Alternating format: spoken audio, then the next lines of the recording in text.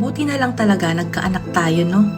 Mahirap pero kung iisipin mo, sobrang blessed pala natin. Kasi mula nung naging magulang tayo, parang mas nagkaroon ng direksyon yung buhay natin. Mahirap sa part na may responsibilities na tayo. Kung paano mo bibigyan ng magandang future tong batang to, kung paano mo ihahandle yung iba't ibang stage ng buhay niya, nyo na magkasama.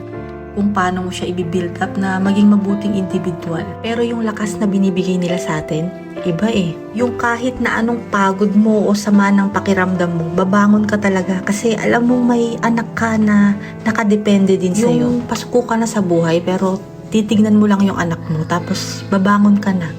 Lalaban ka na ulit. Yung mga bagay nga dati na hindi natin nagagawa, na akala natin hindi natin kaya.